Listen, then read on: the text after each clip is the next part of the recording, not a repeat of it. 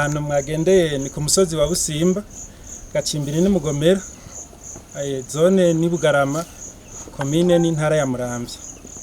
Rero n'ahantu mugendeye ku murima witwa Mvyumvuhore Leonce akaba ari jewe abanashoboye kwiyungunganya mu bikorwa byo gutera ibitoke mu buryo bwa kijambere. Rero ukuvuga umugambi na utanguye muri 2018 niho batangura gutegura kino kibanza. Nagenda maze kwimenyera bimwe bita semi direct, kijya gihe ibitoke ushobora kubifata bikiri imisinda ukabigabanya hama ukabitera inyuma y'imisi 3 hanyuma kandi ukabicisha no mu mazi ashushe kugira ugabanye imigera. Rero iki ni gikorwa twabonye yuko cyafashije cyane kurinda ingwara na cyane ko bino biterwa by'ibitoke byari mu bihe byari byakariwe n'ingwara mu rwego bw'igihugu cyose atanu namwe bitari byateye. Kandi turabishima yuko namwebwe mwatugendeye, akaba ari televiziyo dusanzwe dukurikirana kandi yadufashije byinshi. Niyo tunavoma ko n'ubumenyi bwinshi mu byo tuba dukeneye. Hariho n'inama duhora tubona zica kuri izi televiziyo, izi cyane izi televiziyo online ziradufasha cyane kubikurikirana, natwe bigadutera intege. Natwe turishimiye kuba mwashitse hano kandi turabaha ikaze. Kuva duhejeje kuharima kubera ari n'isi ishobora kubiboneka nk'ica kw'inkukura cyane, twaciye dutangura guca imiserege iyi mikobeko mubona.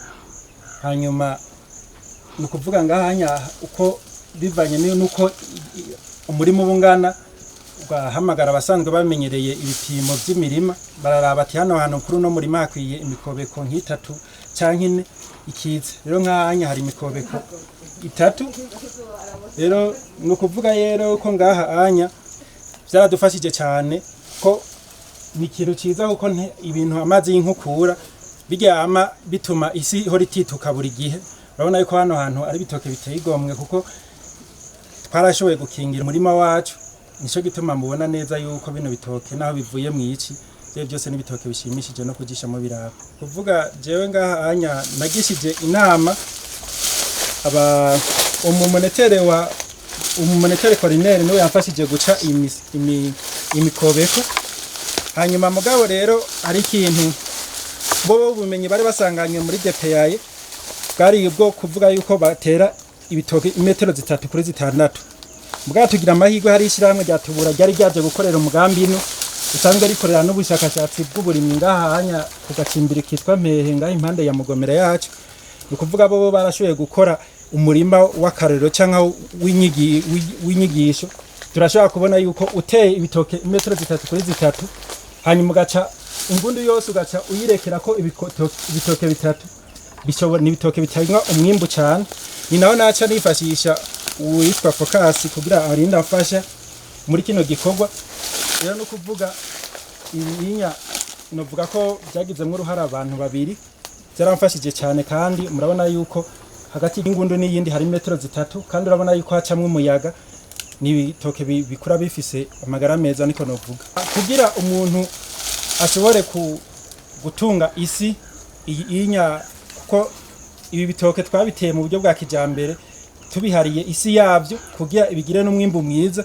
Ukuvuga yuko tegereza no gucuna bisasira kugira ntibishishikare bigira inkukura canke hahora harara vuba kuko tuba twashize n'umwavu mwinshi.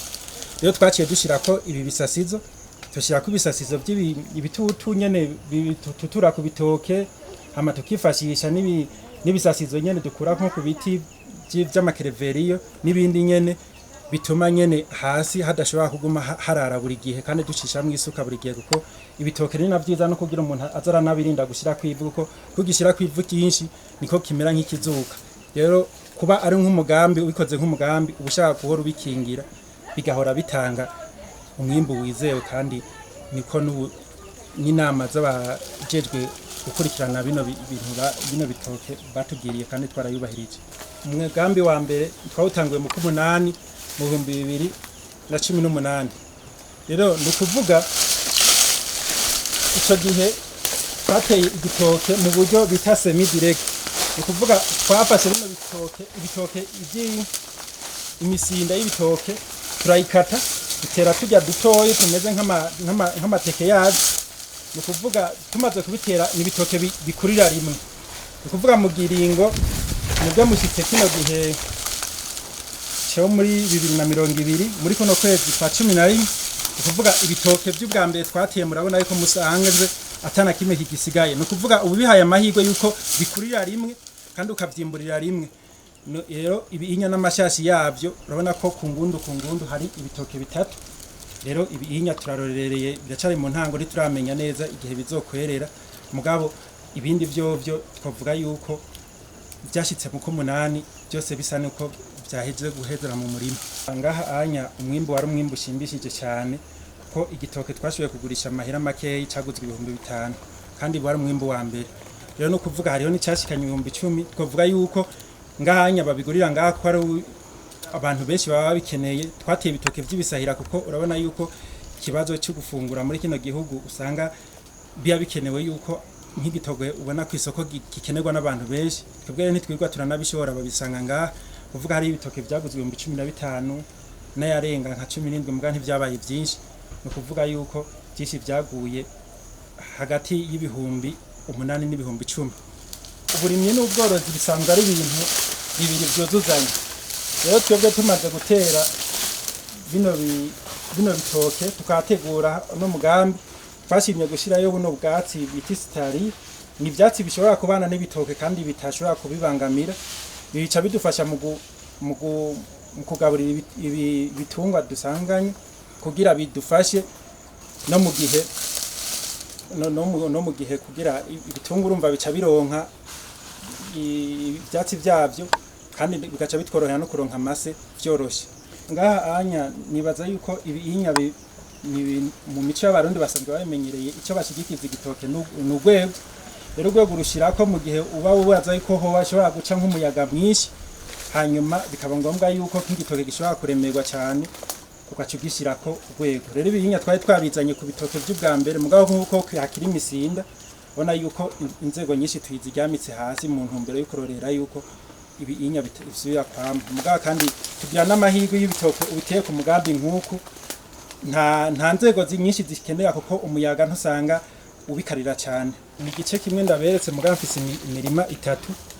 Ubu n'uburimyi nakoze ku ituro ya kabiri, no kuvuga ahanya niho novuga yuko twakoze twisunze ibipimo neza bifise ubumenyi novuga mu experience mu burimyi. Ahanya hari ibinogo 147 mugabo ndafise n'indi mirima 2, no kuvuga byose hamwe mparuye bigira ku bitoke 600 n'ibindi bishika nka 20. Mugabo nayihaye ihangiro yuko gushika muri 2022 baba nashitse ku bitoke 800 ko nashimye gukora uburimyi nk'umugambi canke nk'akazi ko imbere yaho nari navuye mu ishuri muri 2012 2013 canja ndaza mu burimyi gatoyi kuko ni n'impano y'umuryango guhera kera mu murira bararima kandi bari bafise umwimbu ushimishije. Mugabo ca ndabona yuko nanje nkwiye kuja kwitaho muri ico gisata. Inyuma ya 2014 nagiye mu kudandaza iby'amabotiki, mugabo nsanga impano yanje cyane n'uburimyi cyane.